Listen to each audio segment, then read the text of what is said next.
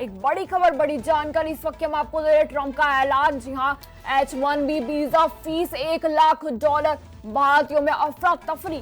H1B fees $1 lakh कर दी गई, जिसमें अमेरिकी अधिकारी ने दी है राहत। अब H1B फीस $1 लाख, अमेरिकी अधिकारी ने दी है राहत। आपको बता दें, H1B शुल्क बढ़ने पर अमेरिकी अधिकारी का स्पष्टीकरण आया, जिसमें लौटने की जरूरत नहीं है। ट्रंप का फैसला भारतीयों के लिए नया शुल्क नहीं, सिर्फ नए वीजा पर ये लागू होगा।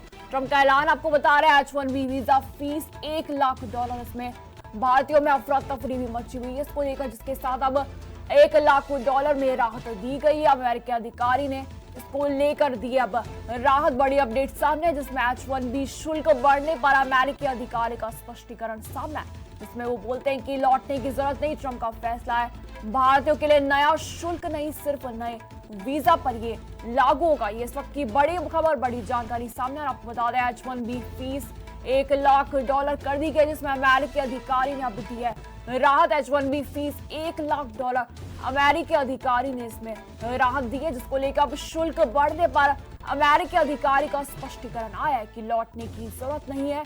भारतीयों के लिए नया शुल्क नहीं, सिर्फ नया वीजे पर ये लागू होगा। ये इस वक्त की बड़ी खबर, बड़ी अपडेट आपको दे।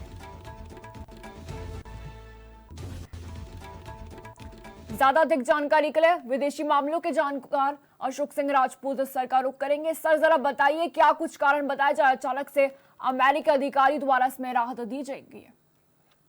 देखिए, कल बीती रात में अमेरिका में करीब, जो वहाँ के हिसाब से दिन था, हमारे यहाँ से रात के 2-2:30 बज रहे थे, उस समय उन्होंने एक आदेश पारित किया है। उस आदेश में ये किया है कि जो यहाँ से जो लोग अपने काम के लिए निकल जाते हैं, वीजा वगैरह लेकर निकल के जाते हैं, उस पर उनका जो होता है, क्या नाम, वीजा शुल्क लगता है। वीजा शुल्क करीब $1,000 लगा करता था।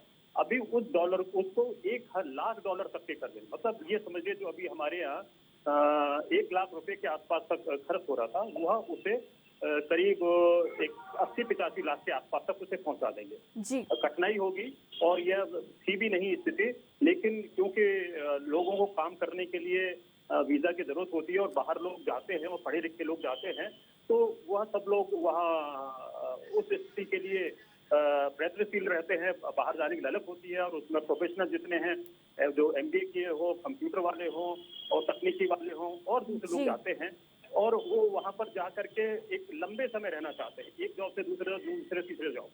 ये बात बहुत पहले भी आई थी, जब ट्रंप आ गए थे, तब उस सब ये बाइडेन के समय दबाव था कि ऐसे लोगों को नहीं किया, लेकिन बाइडेन तो बाहर आ गए।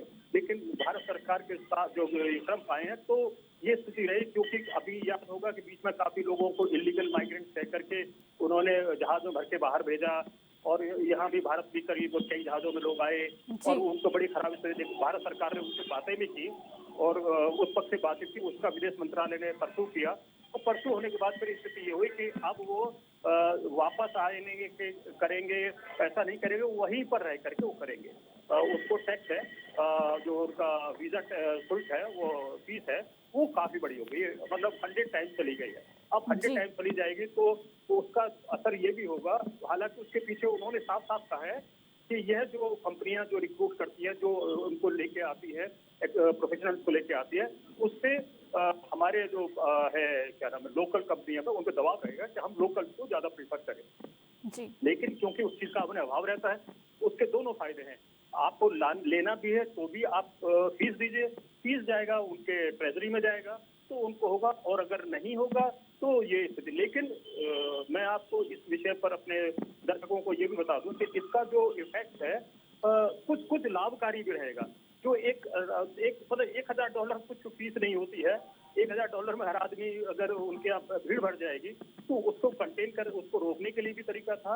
लेकिन और जो यहाँ 1 लाख हो जाएगी, तो वो लोग जो हर कोई लगता था कि बस गए हैं टूरिस्ट वीजा पर, और थोड़े दिनों बाद रहे, और फिर जुगाड़ किया, और फिर किसी तरह से जम गए, तो उनको रोकने की स्थिति भी आएगी। और हमारा जो प्रोफेशनल, जो बहुत मतलब शुरू में अगर कोई भी प्रोफेशनल अगर 1 लाख ये क्या नाम है इधर डॉलर देगा, तो बहुत बड़ी होती है। $1 लाख कमाने के लिए कम से कम उसे 2 से 3 साल का समय लगेगा, तब जाकर हो पाए, और वो उसे पहले करना पड़ेगा। तो स्थितियां तो ठीक है दोनों तरफ से देखा जाए, लेकिन ये अमेरिका का आंतरिक व्यवस्था है, उसको लेकर के बहुत ज्यादा हम किसी भी देश को, हर देश की अपनी अपनी आंतरिक व्यवस्थाएं होती हैं वो कैसे करते हैं। अब उनको उसके बाद भी जरूरत होगी तो कंपनियां उनको ज्यादा हायर अप करेंगी, उनके वीजा फीस को हो सकता है वो कंपनियां खुद पे करने लग जाएं। अब क्या होगा ये स्थितियां थोड़ी सी देखने के लिए लगेगी, लेकिन उसका दूरगामी परिणाम जो होगा ये भारत जैसे देश के लिए तो बहुत सही रहेगा, क्योंकि बड़ी संख्या में यहाँ से लोग प्रोफेशनल जाते हैं और सभी प्रोफेशनल यहाँ के धन से जी धन्यवाद तमाम जानकारी साझा करने के लिए।